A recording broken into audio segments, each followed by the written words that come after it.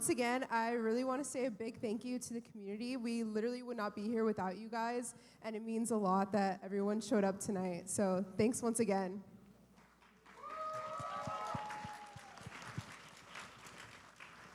Okay, does everyone want to introduce themselves and what music video you had, and what was your role in that music video? I'll go first. My name is Joseph Horn, and I had the music video for Get the Fuck Out My Car. Thank you. If you want to pass along the mic. Yes, sir.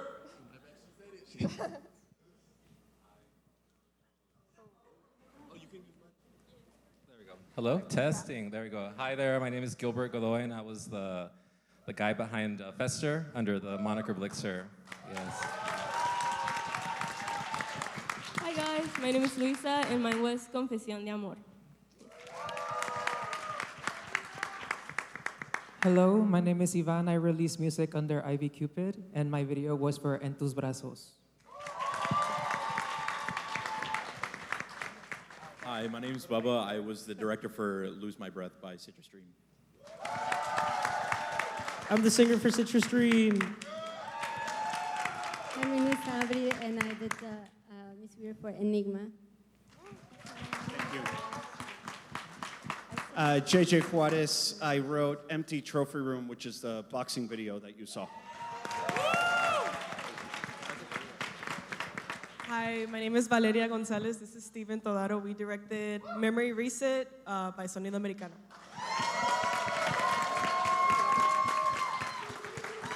Hi everyone, I'm Anthony, I'm Hannah Rocha. and we're part of Cherry Chrome, and those that directed our video for Detrás de la Luna was Hermino and Fabian.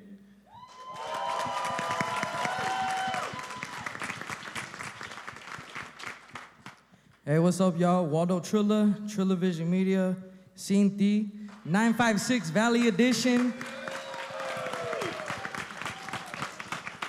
Hi, everybody. I represent the band Good Ghost. I also shot and directed that music video along with my band. It was the second video in the program. But thank you for coming. Thank you.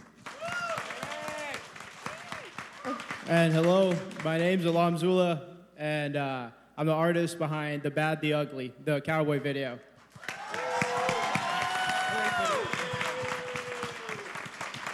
Okay, first I'm gonna see if you guys can just scoot in just a little bit so that there's space for everyone.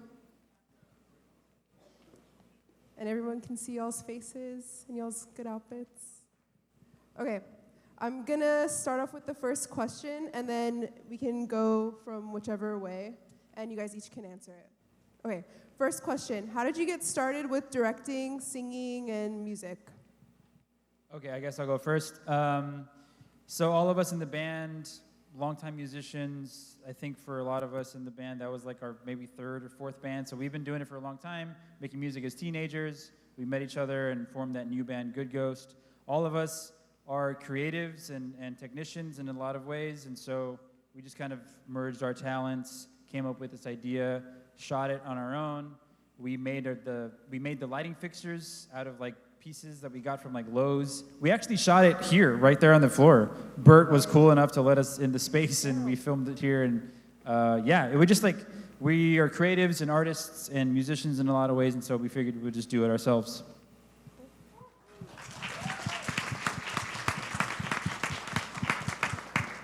I'm gonna have everyone answer the same question. How did you get started with directing, singing, and music?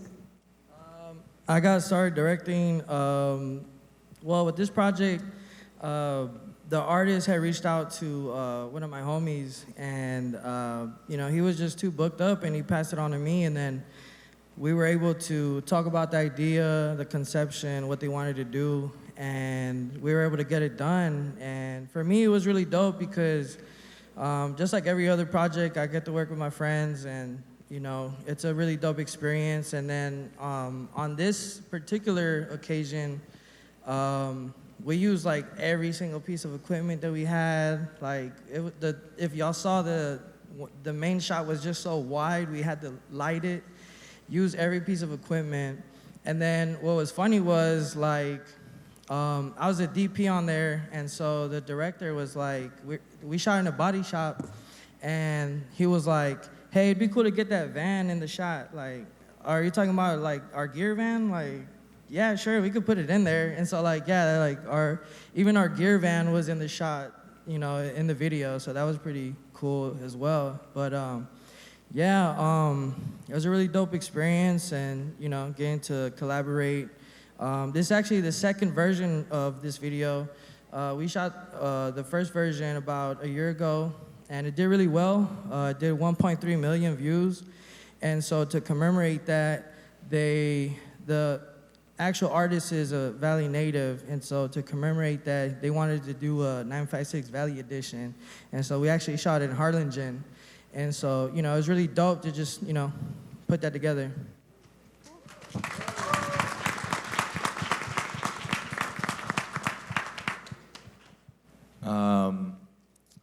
I want to go ahead and give a big shout out to Fabian and Hermino. They're right over here. They can raise their hand over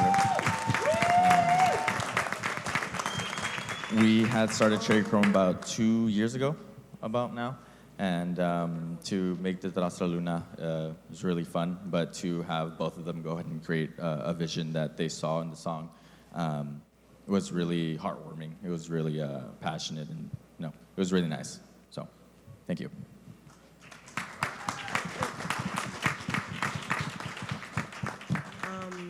So this was my first music video that we directed.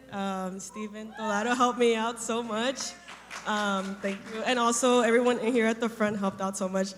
David from Sonido Americano asked us to direct the video, so we did that, and it was so much fun. I just always loved music, and I'm so glad that something like this is going on over here, of just showcasing everyone's talents, so yeah.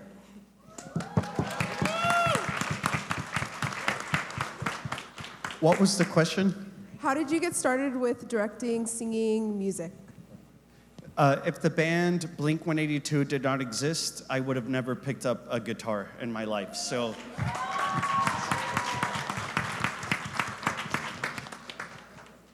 so I started singing and composing pretty young. My dad inspired me he taught me to produce music in the computer, and I've looked up to him in that sense, and I've tried, ever since then, I've made my own music, and it's been maybe like 10 years since I started making music, and yeah, and I continue to do that right now, and yeah.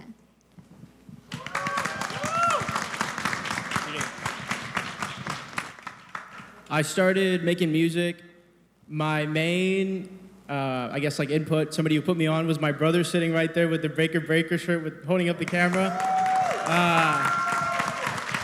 By being around him and his homies who were all in breaking crews and stuff like that, I got put on to rap.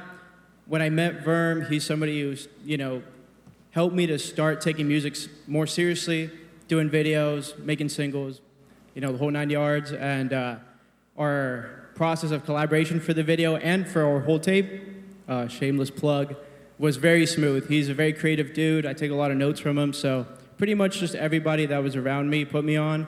And like, everybody else here, I'm very grateful for it.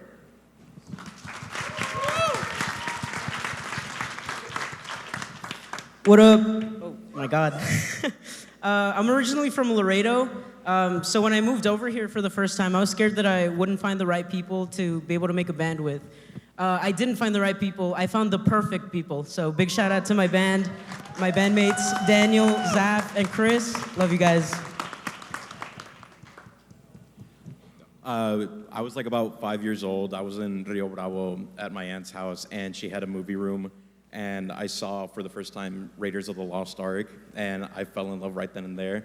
I knew, like, from then on, I wanted to make movies. And then I saw, like, Spike Jonze's work. I know he makes music videos. He makes, like, these fancy avant-garde films.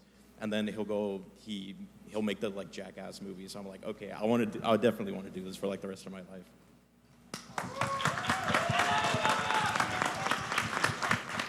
I started making music about 6 years ago out of my bedroom. And to this day, I still keep doing that. I love working small, specifically in my bed. Very comfortable. I've been singing since I was a kid, but I've never done it like professionally. It's just as a hobby. But this is like my first song ever, so I'm hoping this year I can continue pursuing music and creating new songs with my brother. So yeah.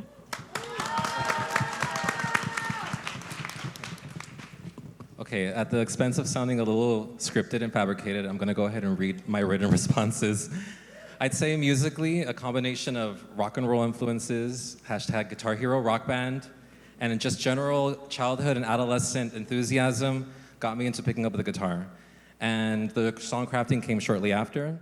To be honest, I'm not much of a singer, but I love that you don't necessarily have to be a good singer in alternative music. I will say, whoever was the first person to vocally harmonize, or chimp, right? Shout out to them. God bless vocal harmonies.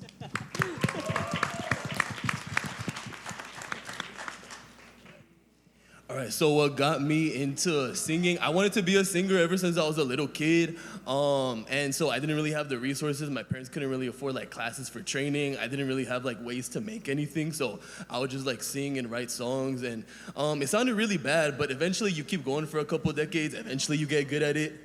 Then I practiced with, actually recording music, which is its own talent, like on its own, to be honest. Because like singing live and then singing like in the booth is just a completely different skill. But finally, I have stuff that I was actually proud to show off and present here today. And yeah, so now I'm just happy to finally be able to work on music professionally and just keep like promoting myself. And hopefully y'all fuck with it. Hopefully y'all fuck with it. Testing, testing, testing. What's up, guys? So my name's Tony. As you guys saw, my video was like one of the first ones that got played. It got played twice, so I got lucky on that. Shout out to whoever got the projector messed up. That was cool. But no, so my name's Tony. I actually filmed the video, directed it, and what got me into pretty much filming was I had a camera that I bought for a business of mine. That was a really cool camera. From there on out, had contracted somebody to like do videos for me. That camera was laying there for a long time. It was like a $4,000 camera, and I was like, why wouldn't I use it for myself? And I had a passion for music, and that kind of led to the guy that I made that music video for, Miguel Gonzalez. He's a native talent, RGV talent. The guy signed to a pretty cool label, Rancho Humilde, which is a huge label from California. They're based out of California, so that's pretty cool. My first music video got launched through their network, which was a huge network.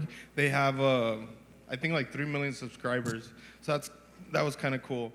And so yeah, that kind of was what led me into pretty much filming music videos. A camera that was laying there, pretty awkward, but sometimes when you have your tools and resources, I thought to myself, I was like, why wouldn't I pick up a camera that so many people wish to have? So that was a pretty cool thing, pretty cool blessing, and yeah, we're here now, and I'm pretty blessed and appreciative being here, surrounded through a lot of creatives that, a lot of talent. That shows crazy. 956 talent. So shout out to the guys that are here standing next to me. And I talk a lot, so thank you guys for having me. I see we have some new people that have joined us on the stage. If you guys want to introduce yourselves. Hi, I'm Bradley Wilkinson. I am from Breakfast Tacos. I did the animated video. Fourth video, and yeah, luckily that album we made, I had some songs on like some Thrasher and Volcom skate videos. That was pretty cool, pretty sick. But yeah, I've been an animator for about like 12 years, and I do a lot of short films, and like enter the film festivals all around and stuff like that. But this is my first music video film festival I've been part of, and I'm so proud to have it be part of the RGV and like, just a 956 and like just be with all you guys as well. Like everything was super sick, amazing. I love the variation of everything, so many different genres, and I love all the genres. I grew up as a punk kid, very alternative and very just like sub-genre kind of dude. And I just want to thank everybody, and I had a great time tonight. It was very nice. Also, just a small reminder, I'm going to ask you guys if you can keep your answers short and concise. I'm sorry. Just so that everyone has a chance to speak and share their story and their music and everything. Okay. Your name? Hi, my name is Amy. I'm the bassist in the Venz, VENNZ. We wouldn't be here without a music video, and thank you to Johnny and Anna for directing and editing. They were the ones who, really drove us to get through it. And Johnny was also, he made a documentary on the whole process of our album too, so check that out as well. But yeah, we had a deadline, but we didn't really plan out too many things. It was just kind of, people we knew. We knew some friends in Wessico, and we were able to thankfully shoot at their backyard, which is super badass. Like, it's connected to like kind of where the wildlife, the nature center in Wessico is, and it just looked really cool. And Anna is a wedding photographer, so she knew, all the cool shots to take and stuff. So thank you to them. Check. My name is Bice. I did the mukbang one, and I think a lot of parts of like what we see, like cultural, like I like watching mukbangs or hearing ASMRs. Like that stuff is really creepy to me. So we kind of like wanted to like push what I already saw as kind of like fucked up. But shout out Virgo, Mike, Lars, Dysa, Elizabeth, Sickly Mouth, they're all on set. It was like a one-take Jake type of thing, and it felt like a real, like, surreal, because they're like telling me, like, go harder, go harder. So like that one take with like the $100 of Freaky Lote snacks, it was like really sticking it. So that was like kind of the experience of that. But I'm really happy to be surrounded by all y'all and all the creatives in here. Thank y'all for doing this shit, so thanks, yeah. Okay. What issues, if any, did you guys encounter when trying to find a filming location? Who wants to start?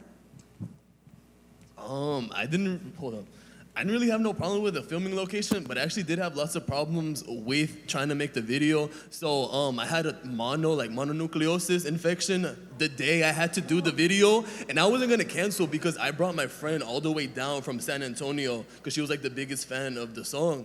And I already booked him, and I already had the car washed and everything. So I just decided to go through with the video despite being sick. So while my friend was practicing like the Bella Hadid, like the runway walks like this, I was just coughing and hacking like behind the scenes, and he just made sure to keep a distance. That's the director right there, God bless the kid. So I was like, get the fuck out my car. Yeah, but that was just the main issue. And then on top of that, we got kicked out at the very end because apparently like the back of Presi is like private property, but there's no sign. But that was my main problem.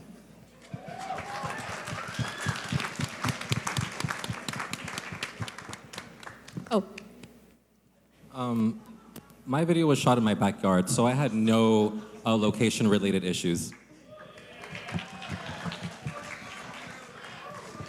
For mine, my friend found this park that I live like 5 minutes away from it, but I've never seen it. It's super hidden. The only issue was that it was really cold, but we did it, yeah. The biggest issue that we had was that it was December and it was cloudy, and I really wanted a shot of the clear sky, semi-cloudy, like I had a shot perfectly in mind. And we just had to wait until like right before sunset to get it because it was a real cloudy day, but we did get it, thankfully.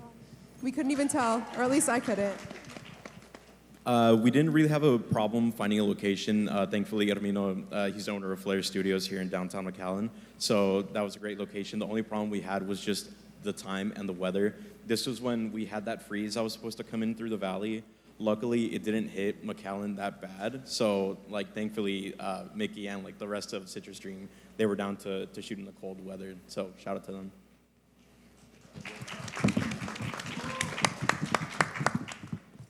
The main issue we had was we shot the video in, I think it was August, and the summer weather was still going on, so it was like 90-some degrees in San Antonio, clear skies. We were just wearing the cowboy stuff, and it was incredibly hot. I don't know who's been to Eisenhower Park in San Antonio, but it's a massive park. You can't just walk it in an hour. So we were just sweating and dehydrated, but in the end, we were pretty satisfied with the final result, so it was worth it. If you know of any other boxing gym in Texas that lets you mount guitar amplifiers on their boxing ring, please let us know in advance.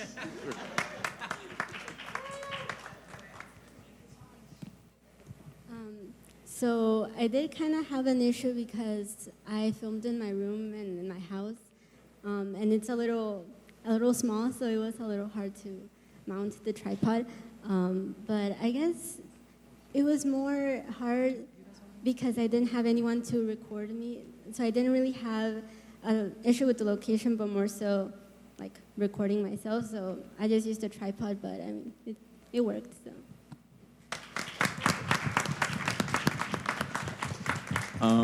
I think the biggest issue for us was that we had to shoot in a clinic. So thankfully we had a friend that worked at a clinic, and we had to ask him, to ask his manager, to ask his mom, to let us use the clinic, and thankfully in the end were able to use it. And not only that, we had to shoot in Sal del Rey, which we woke up at like 6 in the morning for, and then by the end of it, it started freezing. And as you can see, she was wearing a dress, so she was like cold, but that was like basically it. The rest was shot at her house. Anyway.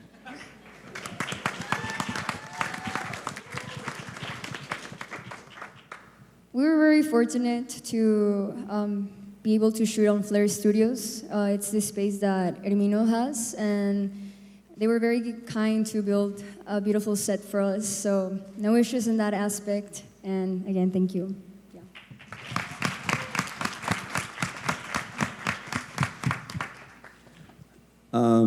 Sorry for being late. We just came back from a wedding photo shoot with An. She's over there, pointing straight that way. She's filming me right now. One problem we had was we originally meant to shoot at a haunted house, and it was just too risky, so we just went with our friends in Wasico. Shout out to the Slime Ball. Shout out Ed and Jane. Thanks.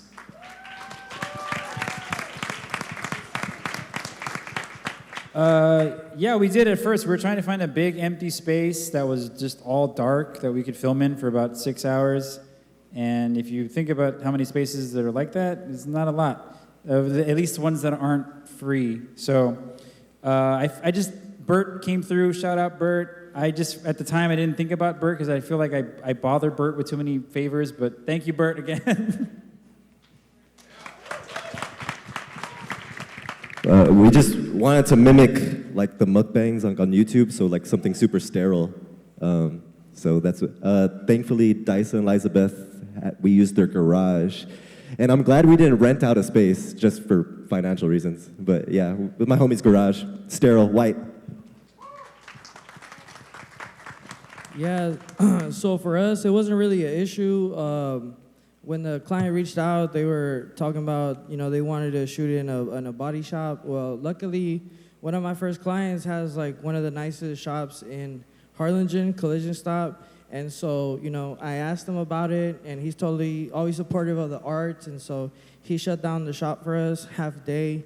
We shot into the night. We probably left at like 1 a.m. And, he was totally supportive. And so, it wasn't an issue for us. And so shout out to the Valley. I know your video was animated, but I wanted to ask you, how long did that process take for the animation? Yeah, trying to find time was my hardest thing. I was living in Seattle at the time, and we had our basement where I pretty much did all that on a hand-drawn light board, and then I kind of, scanned them all into my computer and then worked on them through Premiere Pro and Photoshop and stuff like that. But it probably took around 300, 400 hours, somewhere around there. Just, a lot of weed, a lot of time, and yeah, it was a joy to make. I love animating, I love making art. Like all these guys, we love making art, and that's just what we do. Okay, last question. What was your process for translating the music into a visual format? And what was your inspiration? Repeat the question one more time. My bad. What was your process for translating the music into a visual format, and what was your inspiration? For my client, it was pretty simple because he came with me. He came with the visual inspiration to me. It was simple. He wanted to shoot at a studio, music studio. He gave me an inspiration from an old music video, and I give him my taste. I give him my twist. And yeah, that was the final product. But at the end, I feel like most of us reference a lot of old work or work that we love. For me, that's my main inspiration, stuff that I feel like I fall back into, okay, I love these shots. I love, the way they color this stuff. And, my main inspiration comes back to what I love. So, that's for me. But yeah. Thank you. So my process for translating the music into a visual. So initially, I had already filmed a full video, paid for it. It was like $660. I got a rental, and I didn't really like how it came out. The shots were too static. The editing was really bad. The angles were weird. So, and I knew since that was my most popular song, I knew I couldn't just leave it like that. So I literally hit up this dude and I made it to where we could do the video again, make it look a lot nicer, and to make it more simple this time, instead of getting rentals and setting up all this equipment, we just go to the backup resi and we just get some cool shots, and he worked really well. He got the lighting all done, and they just came out a really badass video. It's a pop artist, so I didn't need to do nothing too artistic, just flashy, and he was actually able to get that right, which I really appreciated it because I didn't think it would be so hard to get that done with other videographers.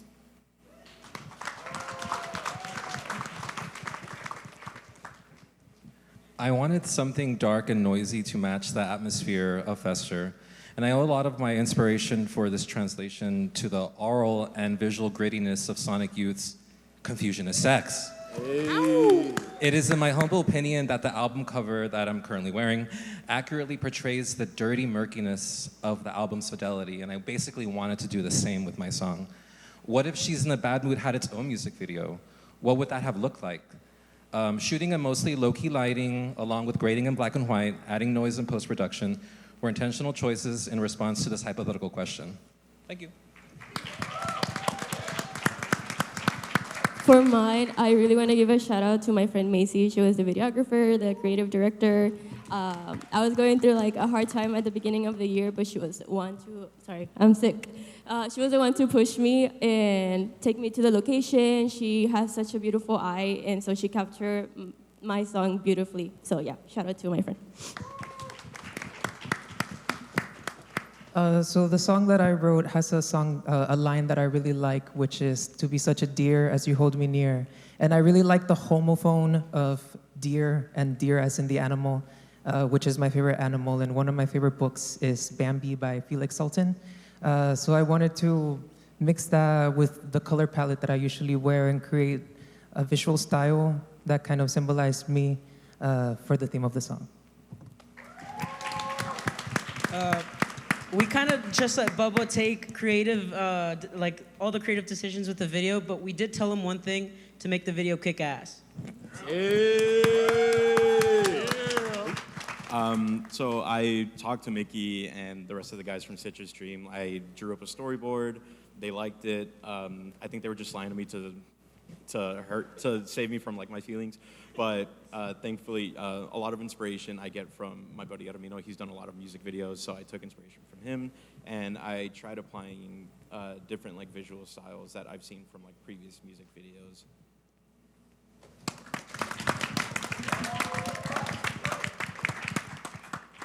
The idea for the music video really came about when the idea for the song just sprouted in the studio. It was a pretty fluid process. I'm really into spaghetti western, so when we were making the song, I knew that the video was going to lean in that direction. And then we linked up with a homie, Dimitri, sick-ass fool from Russia. And essentially, we just went to the park, we did what we did in the park, and then we did what we did in the green screen. And he took care of the rest, and I mean, he went off. It was a banger. So I'm super happy with how it turned out, and it was awesome.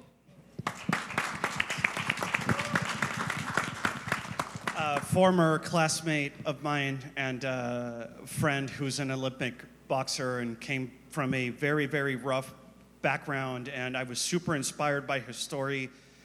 Tells me that they have to not just metaphorically fight their way out of poverty, but they're physically fighting their way out of poverty. And he tells me that boxing is a poor man's sport. All you need are gloves and shoes. All you need are gloves and shoes to compete in this. And he has an Olympic medal in boxing, and we've talked a lot. We've kept in touch. I was super inspired by the story, and being the humble frontman that I am, I said, how can I make this about me?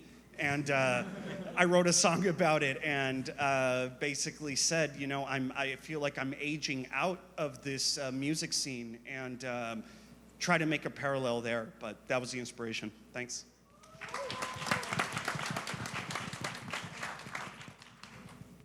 What inspired the visuals for this music video is actually my photography, because I photograph with film, like analog, and I have to develop the film. And I've been working on this project that is for, it's a concept, nepantla, which is, a concept of being in between. It's like a threshold of being in between cultures. And it's a concept that I've been really liking to work with in my art. And I've been doing a photograph series with it, also with this song that inspired the concept. And so I based off my photography and tried to translate it into a video, which is why I try to do with the black and white and the film aesthetics. But yeah, that was my biggest inspiration for the visuals.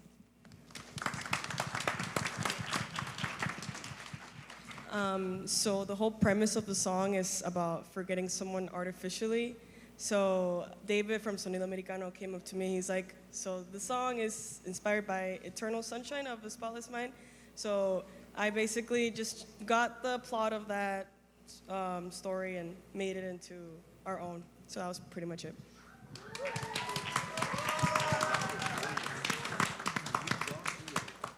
Hey y'all. The inspiration for the Rasa Luna is more so, I feel like there's more behind something that you see up front at face value. And it was, again, I'm always going to be on stage. I know they're sitting down over there, Edmino and Fabian. Again, give them a round of applause. You know, it was really great to collaborate with them and share ideas in a space, and it's really a great blessing to be around talented people, you know. So, thank you.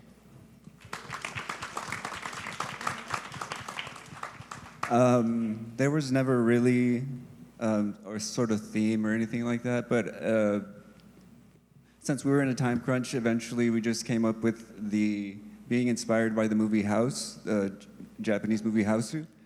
And also, I would be remiss to not mention a little bit of wrestling influence because of Gus. And yeah, that was it. Thank you.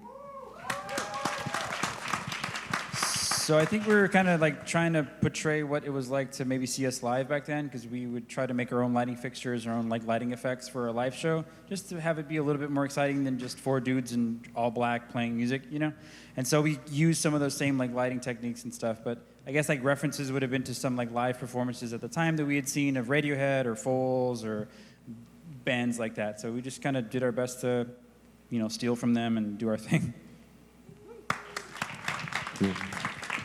My influence was obviously mukbangs. And good thing we had Virgo. Virgo styled it, made me look like the devil pretty much, but like way cooler. Yeah, because like it wasn't sinister enough to match the song until he stepped in. So yeah, mukbangs was the influence. Yeah. So the director actually hit me up with a storyboard, and so as a director of photography and producer, it was my job to kind of just make sure I got as close to that vision as possible. And you know, like I said before, with the resources available here in the Valley, we got the location. Shout out Jose, he brought the props. Shout out Levi, he put some lights up, and shout out the rest of the crew. Yeah, and So mine was all just pretty much pop art from my whole life. I kind of like listening to the song, just kind of closed my eyes and imagined what I would see, and influences drawn from like old R&B videos to like Fred Astaire to like Mars Attacks to like Metalocalypse to like just so many just little tiny things that I just kept on trying to put in there, just feelings that I would feel imagining in my head. So yeah, with the animation, that was pretty much it. Okay, I want to thank you guys for coming out and participating in this Q&A. One more round of applause for the artists and directors and singers.